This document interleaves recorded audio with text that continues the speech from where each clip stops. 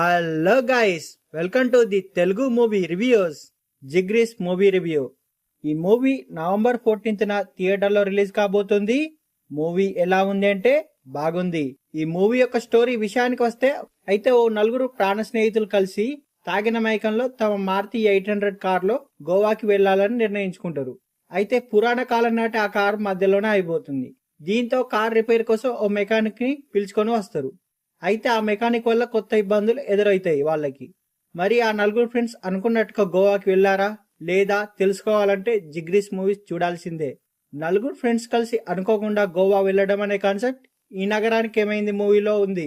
అయితే జిగ్రీస్ మూవీలో ఇది పూర్తిగా భిన్నమైన స్క్రీన్ ప్లేతో తెరకెక్కింది. ముఖ్యంగా 4 విభిన్నమైన క్యారెక్టర్లతో కామెడీని వర్కౌట్ చేయడంలో director Harish Reddy super success అయ్యాడు. చాలా చోట్ల కామెడీ బాగా వర్కౌట్ అయింది. ముఖ్యంగా సింగిల్ లైన్ డైలాగులు బాగా పేలాయి. చాలా మంది యూత్ కి బాగా కనెక్ట్ అయ్యేలా డైలాగులపై ప్రత్యేకమైన ఫోకస్ పెట్టాడు డైరెక్టర్. ముఖ్యంగా కృష్ణ బురుగులో చెప్పిన డైలాగులు, అతని కామెడీ టైమింగ్ ఈ మూవీకి మెయిన్ హైలైట్. రామ్ నితిన్ తో పాటు ధీరజ్ ఆత్రేయ, మణివాక కూడా తమ పాత్రలో చక్కగా ఒదిగిపోయారు. ఫన్నీగా సాగిపోయే ఈ స్టోరీకి ఎమోషనల్ ఎండింగ్ కూడా ఆకట్టుకుంటుంది.